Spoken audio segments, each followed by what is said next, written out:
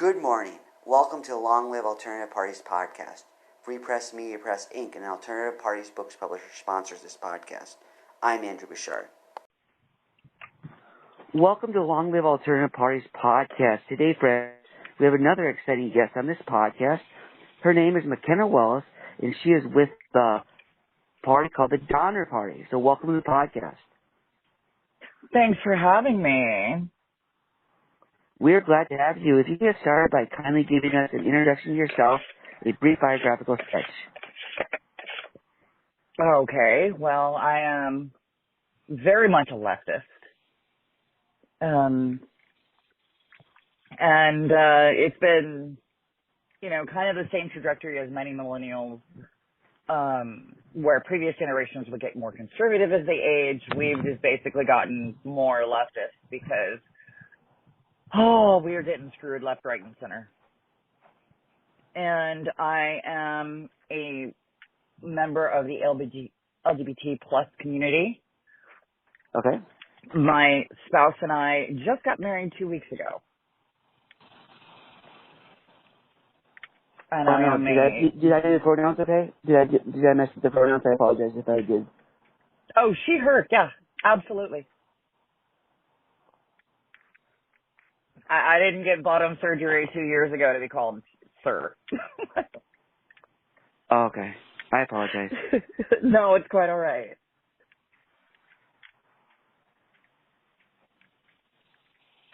Okay, so as you were, please continue.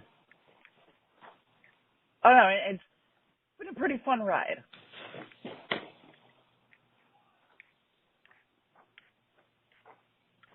Okay. Mm-hmm.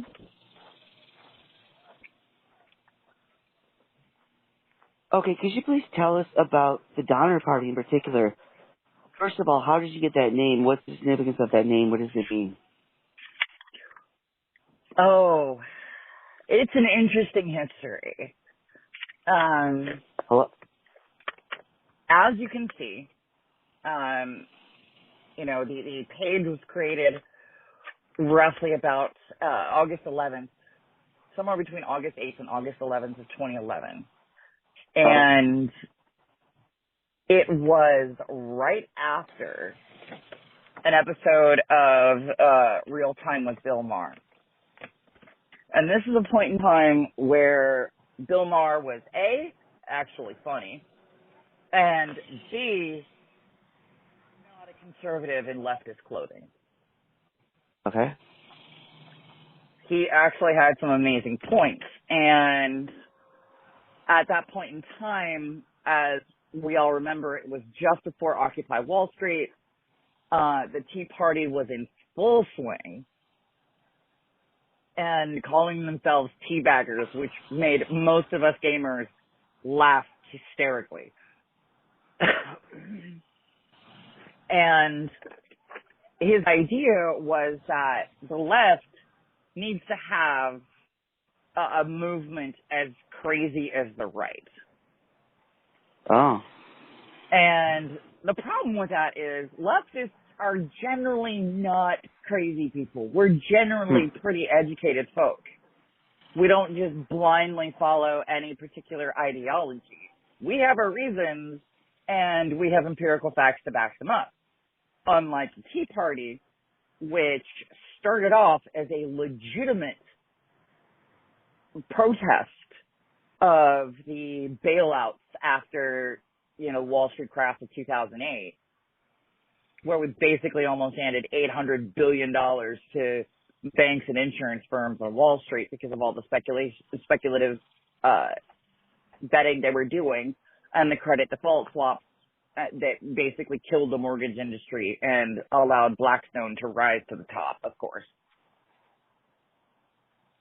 So that was the origin of that particular protest. And then right-wing organizations like the Heritage Foundation, the Koch Foundation, anything the Koch brothers were backing at that particular point in time said, let's do this, but make it right-winger. And so the Tea Party began the slow decline toward MAGA that it is today. And the entire intention behind the Donner Party was, okay, if they want to be called the Tea Party after the Boston Tea Party, then we'll be called the Donner Party because, we'll just eat each other to get to the top. It's a joke.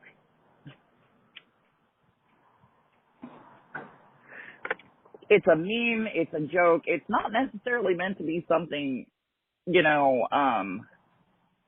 particularly prolific. Because generally left-wing politics just don't make it almost anywhere in this country because we don't centralize all that well. It's a failing. So we just post memes generally and, occasionally feature segments from another podcast, the Hysteria podcast of this fucking guy. They've done exposés on Speaker Johnson, Marjorie Taylor Greene, Clarence Thomas. I'm pretty sure they're going to do Margaret Thatcher sometime in the future and just say, hey, a lot of her stuff today is so much worse. Reagan, a lot of that sort of thing. It's meant to be educating on how bad it is right now and the rightward shift of our country that has facilitated all of it, unfortunately. Okay.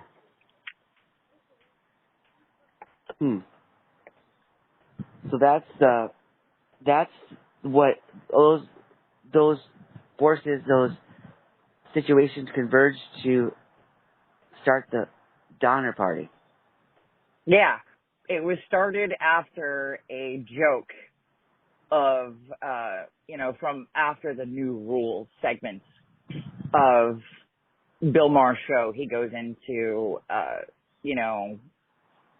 kind of a heart-to-heart with the audience about something particular to his heart at that particular moment.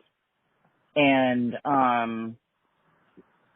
the mascot of the Donner Party should be a face ripper monkey, and, we'll go around and rip faces. Oh, no. It's entirely a joke. That'd be illegal, it sounds like. It would be quite illegal. I'm pretty sure that it is aggravated assault of one of the worst degrees. Yes. Do not recommend doing it literally. Verbally, however, that can get fun. There you go.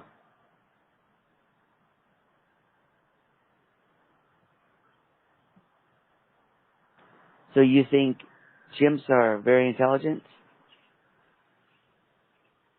Chimps, not so much. And chimpanzees in general are kind of jerks. Oh, they are. They are aggressive. They're bullies. They only hang out in their family groups as a means of survival. The males are very controlling. Not unlike right-wingers in the country. I would be much more identified with bonobos, and I really wish humans would be more in line with bonobos because we share just a little bit more DNA with bonobos than we do chimpanzees. And bonobos tend to be pretty family-focused, pretty socialist, take care of the family group. How the American economy was structured after the New Deal of the Roosevelt administration. Huh.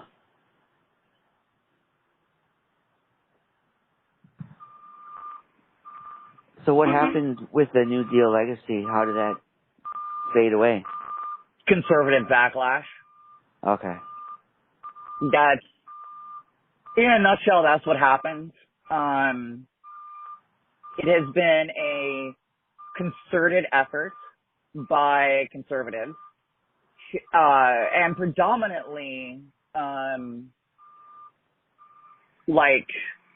economic dynasties, such as the Koch family, such as the Sacklers, Mm. that have gone through great lengths to try and erode the social contracts that we have had in this country since a lot of the New Deal policies were implemented by law. So they had to go through and they had to get conservatives on the Supreme Court. And it all started with Buckley v. Valeo and the Powell Memo. The Powell Memo got him on the Supreme Court, which then turned into Buckley v. Valeo, which allowed spending to equal speech. Money equals speech now.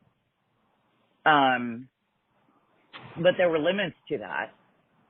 And then the contract for leadership under the Reagan administration was based off of the Powell Memo. Mm. And everything went to utter crap since then. Oh. A lot of the cuts and regulations, tax cuts, the quote-unquote trickle-down economics started with a lot of the economic advisors under the Reagan administration. Yep. And the American economy has been going downhill ever since. It used to be that the middle class, we call it the middle class, but it's really like a mixture of lower echelons of the owner class and the upper echelons of the working class. Okay. It used to be machinists, mechanics, painters, plumbers, people, teamsters, members of unions were the people who were driving the economic forces of this country. And CEOs and people of that ilk weren't getting a larger share of the economic pie. Mm-hmm. So they decided to rig everything so they got a larger share of the pie. At the point in time before the Reagan administration, the working class people were raking in 65% of all income earned in this country. Now, Wow. that is shifted to 65% of the owner class is siphoning off all of the income in this country. Oh my. It's a big change. Yes. And it's all down to economic policy. Eroding unions, eroding, the standard of living for the working class, and taking away of tax benefits and the social safety net. They have robbed the social safety net to pay themselves. Oh. And a lot of the investment financial policies that were enacted after the Great Depression, because everybody went, oh, this is bad. Maybe we should prevent something like this from ever happening again. So that's why all the financial policy was put in place. And because it was impacting wealthy people so much, they're like, we want more money. Let's dismantle this financial policy. And then recession after recession after recession comes to a head. Glass-Steagall is repealed in 1999 under Clinton, the most conservative Democrat before Biden since the early 20th century. Gutted all of the protections, all the financial protections that were keeping much of the economy afloat, and just handing it to the investment class and the owner class.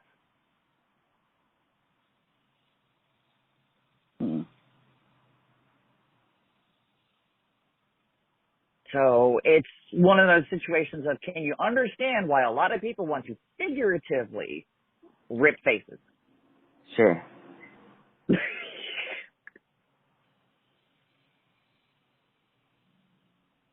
It sounds like you're painting a portrait of decline.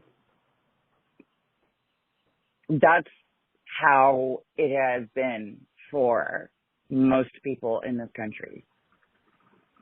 When 815 families own more wealth than the bottom 60% of this country, we have a problem.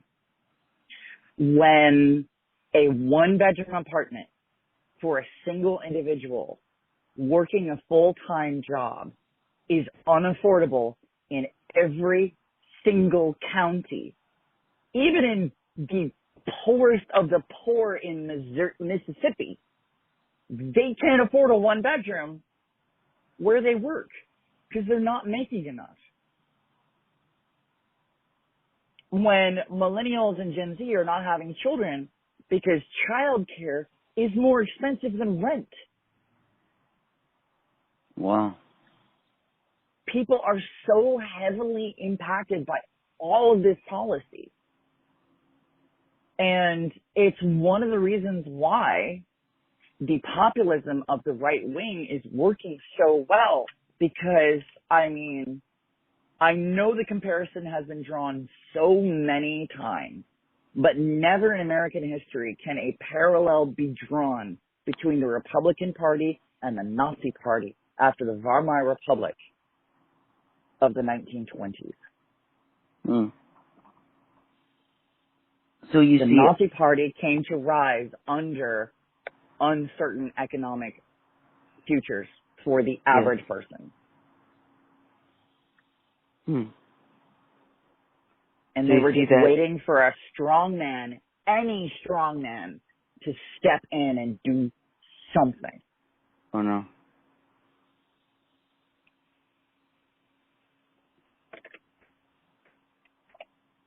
And today we do have a strong man as well. Unfortunately, yes, and according to the Supreme Court, he's a freaking God king.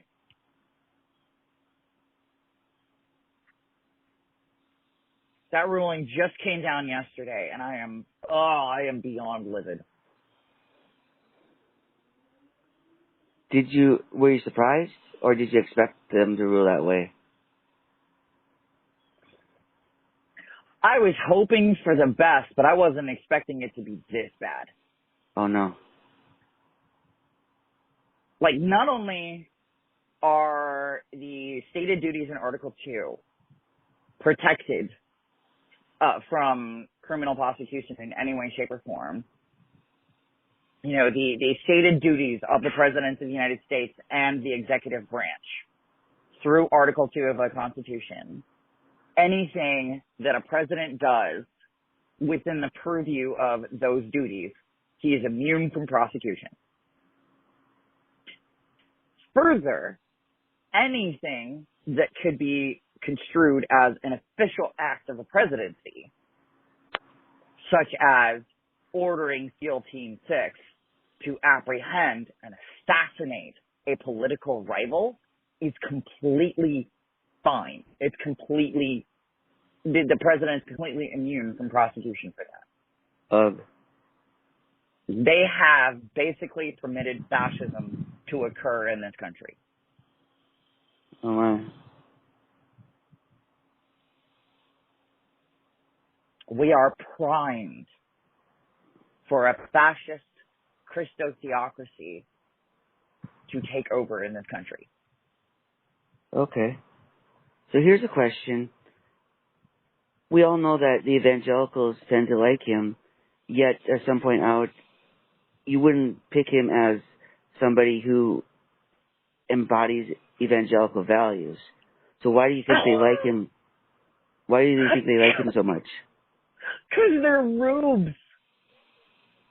He's feeding into the Christofascism, Christian nationalism. He's feeding into that rhetoric. Everything you hate, I hate.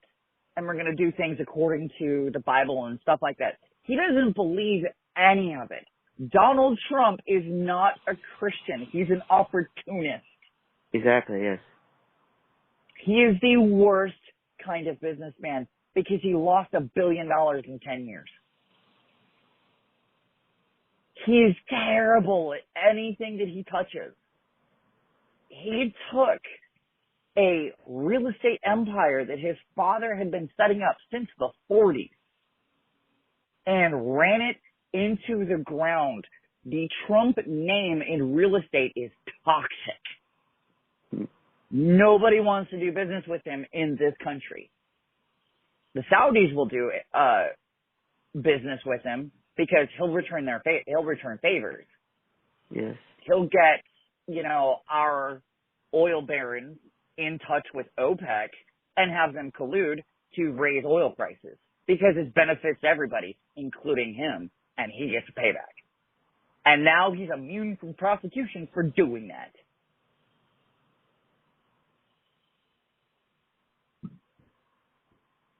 Donald Trump is out for himself. He does not care about anyone but himself, not even his kids.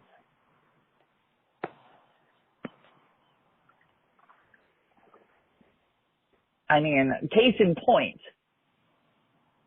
he had an off day from the trial in New York. His son, Barron, is graduating high school. He decides to go to a rally to further his political goals than attend his son's high school graduation. He's in it for himself. Sure. Did Melania go? Probably. I mean, there was zero news on it.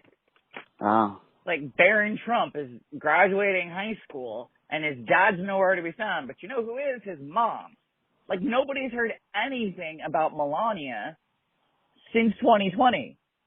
She probably prefers it that way, because she probably can't stand her husband. If it weren't for that green card benefiting her and her family, she would have nothing to do with the man. Oh my, so you think that's a marriage of convenience? Oh, absolutely. You have a 78-year-old man together with a 51-year-old woman. They have an 18-year-old child. She has all the money she could ever want. She is an immigrant from Slovenia. She can get her family here, and because of her connections with her husband, can get them lucrative jobs, lucrative housing, all those sorts of things. She can get favors for them because of him. Of course it's a marriage of convenience. I highly doubt they sleep in the same bed, let alone the same house.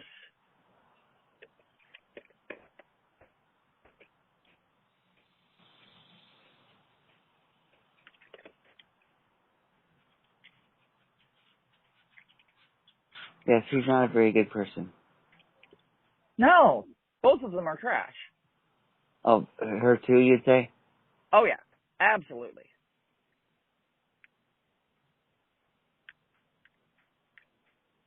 My initiative is for cyberbullying, but I'm not going to say a word about all the cyberbullying my husband's doing while he's the president of the frickin' United States of America. Good point. Yeah, no. No.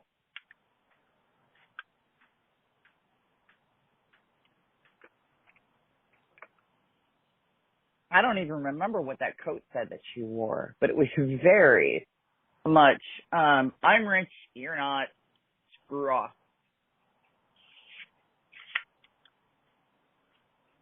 That was the entire attitude. So, yeah, garbage human. So you think they're probably going to win this time?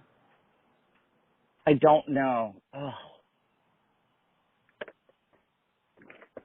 I really hope they don't. Because the country that I love will cease to exist. Yes.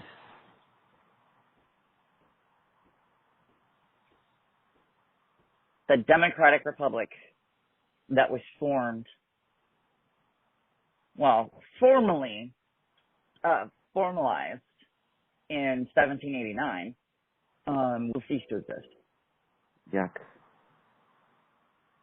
Say what you want about us needing a new constitution, and it's, maybe a century or two overdue, but nothing in that document is going to mean anything if we win.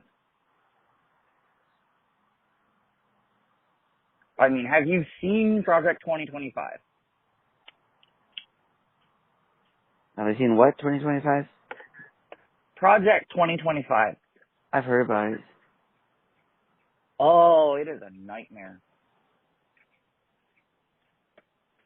Take the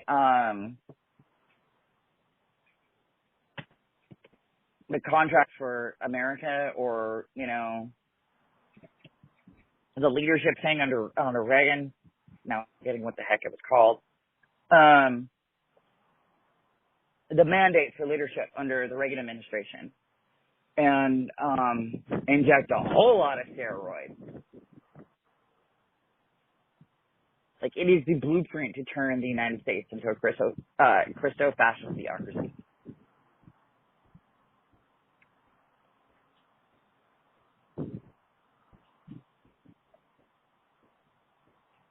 If you're queer of any stripe, get out of the country. If he wins, get out. If you're a person of color, black, brown, yellow, red, anything in between, all of those, completely racist monikers. If you have more melanin in your skin than the average person from Europe, get out.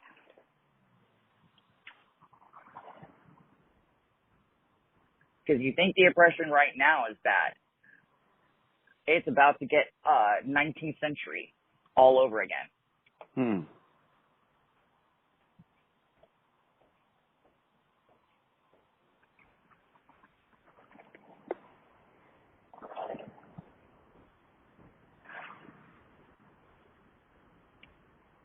Everybody thought it was kidding, and it was white woman tears when women were protesting in,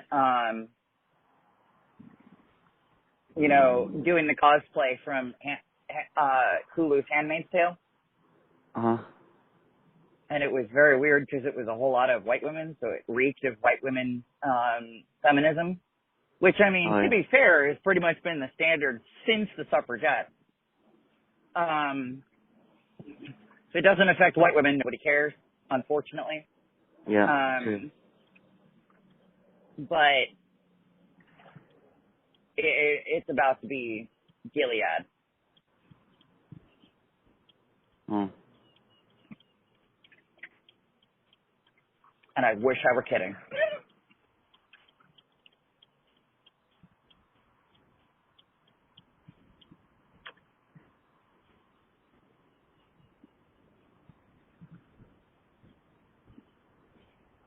Yes, it's looking bleak. So what do you think is going to happen with Joe Biden? If he loses? Some are saying that he might have to withdraw because of all his problems. Well, he's an 80-year-old man. He's good between 10 a.m. and 4 p.m., which is fine for an 80-year-old man. But, we're talking about the President of the United States, who might have to respond coherently to a crisis at 3 o'clock in the morning. An 80-year-old man is not equipped to do this, whether it's Trump or Biden. It is bad. The difference is that Biden has very level-headed people around him that can kind of help him to reach a coherent decision, and he actually listens to them. Okay. But as far as pulling out and allowing, somebody else within the party to do it, I would be all for that. I would definitely say no to Pete Buttigieg. no to Amy Klobuchar, because it's just going to be more of the same. They're not going to invigorate anyone. And in order to win, you know, when even Gallup is doing their polls, they're interviewing people who identify with Republicans or Democrats. And frankly speaking, most people don't identify with either party. That's true. Our two-party system is corrupt, and people are done with the ruling class BS.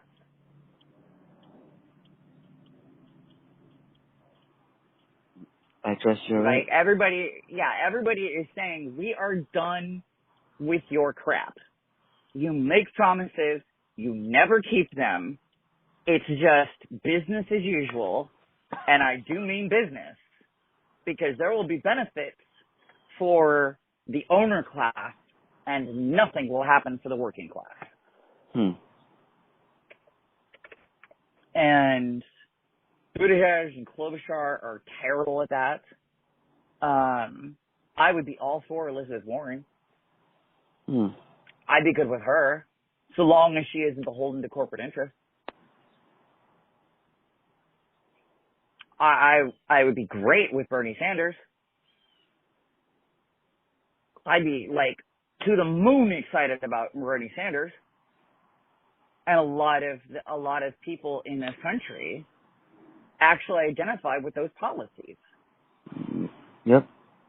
And if government actually started working for people, we would actually be able to throw some retardant on this fire of fascism that is raging in our country. If we do something that benefits people in a concrete way, such as maybe universal basic income, you know, making sure that everybody has insurance through a universal single payer healthcare system, that would be amazing. Subsidized childcare. Some controls on landlords. Some, because there's almost none.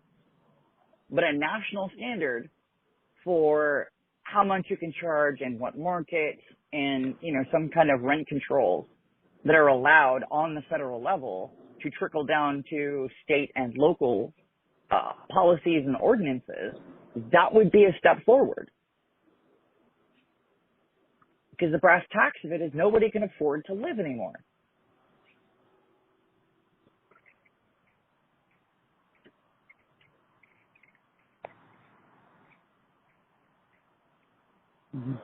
Okay. So what do you think is the solution to all this? Or are we doomed and there's nothing we can do?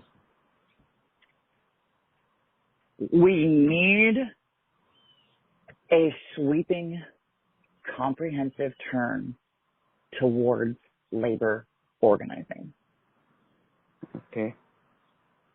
Step one, we need to get unions as strong as they were before we came under attack. Because there is a class war going on. Don't mistake it. There is a class war going on, and the working class is losing. If we don't band together, put some skin in the game, and make it happen from the local level upward, then we may as well just sit on the couch and watch Wheel of Fortune. That unfortunately no longer features Pat Sajak.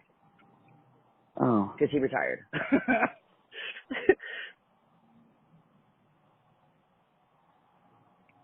So the new guy isn't as good? I don't know. I haven't watched Wheel of Fortune since I was 20. So. I just saw on the news that Pat Sajak was quitting. I was like, man, he looks old.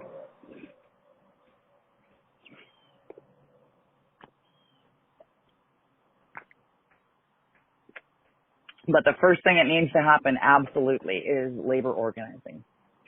Everybody needs to either get into an existing union or start one. Because we are getting screwed left, right, and center, and we need to fight for a living. You know, people work, but they're not working for a living anymore. We haven't in like 30 years. We just work. And the standard of living, generally speaking, might have increased, but I mean, it's been a median, you know, an average. So as wealthy people have gotten much more wealthy over the last 40 years, that standard of living has been raised because, well, they can afford to do all the fun stuff. The rest of us are working 60 hours a week, 80 hours a week, just to try and make ends meet because we have to work 1 and 2 jobs just to pay the rent. And oh yeah, got a powerful need to eat sometime this month.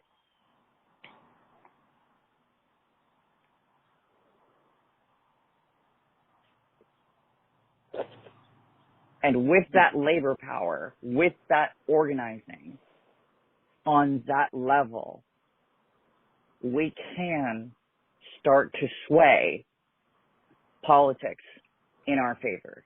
Because make no mistake about it, the owners are wealthy.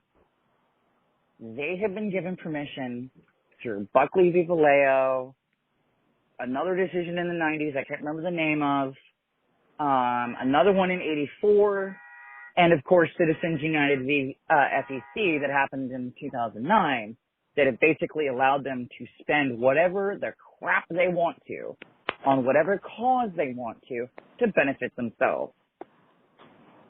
And because of the strategies in the Powell memo, they have lobbyists up the wazoo.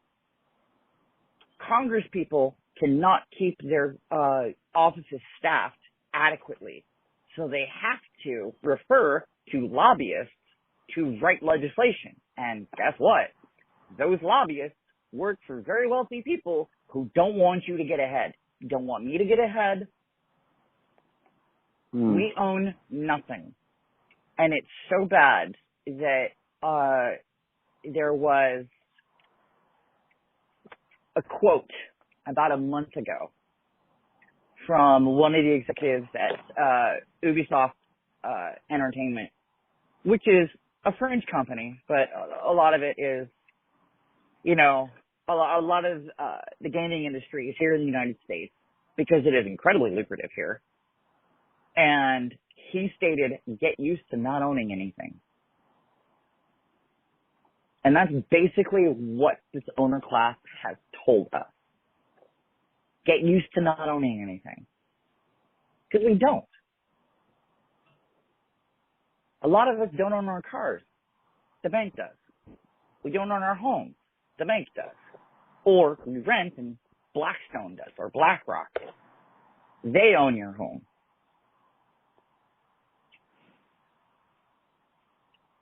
We don't really own the groceries because we're going to eat them and, you know, biology is going to happen. It's going to come out the other end. We don't own that. We don't own anything. And that needs to change. Interesting point. We need to take ownership of our lives, ownership of the trajectory of the body politic, and nothing short of a revolution needs to happen. Because battle after battle after battle, we're losing the class war. And we need a Bunker Hill to save our butts.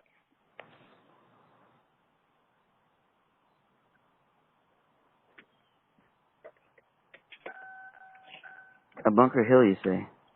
Mm-hmm. One of the battles that turned into that of the Revolutionary War. Because we had a Belgian step in and go, hey, maybe we should do that. And yep, I see. Ta-da, it worked. A gay Belgian, by the way.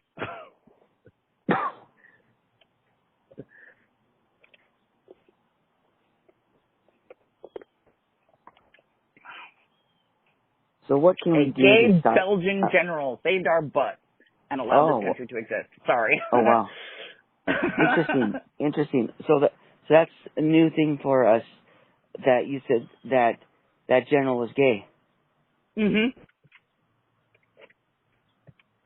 It's not common knowledge. No. And it's really not talked about in the history books because, you know, LGBT erasure has been a part of history for a very long time. Yeah. And I'm sorry I completely overran your question. It's okay. It's okay. So what can we do about this dire trend that's happening? Organize. Get together. Start at the local level. Because a lot of people are saying, you know, we should start with like the presidency or Congress or something along those lines. But if you do not have the infrastructure in place, if you do not have the right equipment, you're going to die on Mount Everest. Sure. If you do not have the local representation and, you know, even DSA is doing this wrong. You know, if you do not have election wins that prove that you know what you're doing, you know, we are not going to see much change because you can't just jump to the end. We're not generationally wealthy. We are not generationally wealthy white men in general in this country. We can't just jump to 3/4 of the way in the race and win because daddy bought us a spot. We got to start from the bottom. You know, school boards, city councils, county councils, county executives, state representatives, state senators, governors, you know, mayors. Start small. Get the ball rolling from the ground up. Get the foundation, get the infrastructure in place, and make it happen. There we go.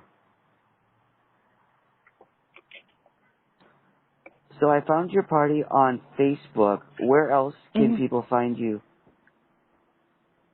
Oh, it's just a meme account on Facebook. Oh, okay. I am generally not present. Okay, fair enough. Politically in other spheres. Nothing on YouTube, nothing on TikTok. I won't touch Twitter with a 10-foot pole.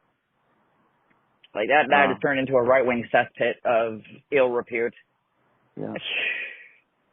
I'm not really I'm not on Instagram. Okay. So, I mean, that's me personally in the political sphere. You know, I have my own personal stuff, like a gaming YouTube channel that I haven't touched in a couple of years that I really should get back to. Oh, sure. But I mean, it's all small potatoes. I am, you know, a face ripper monkey screaming into the void and occasionally oohing and awing at the Northern Lights because we had a solar storm that was pretty fantastic. Wow. That allowed it all to happen.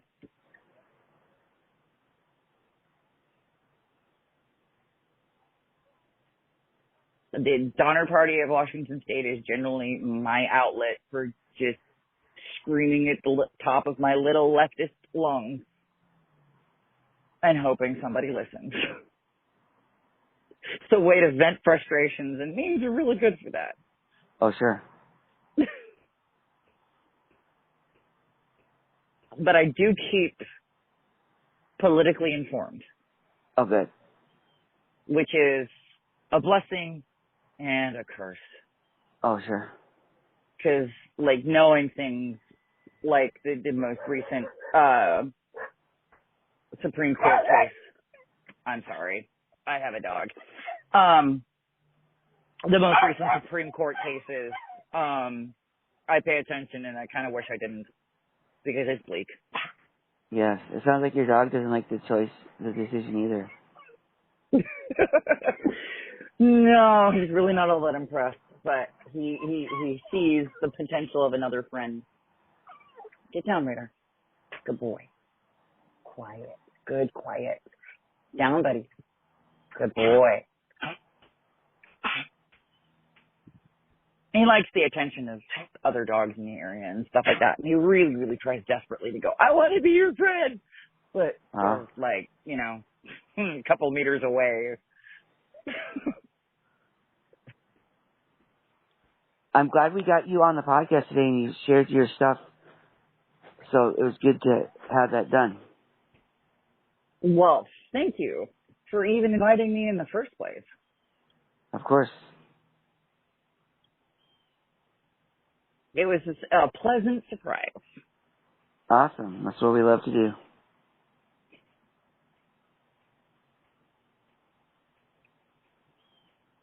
So we wish you all the best in everything you do in your personal and professional life.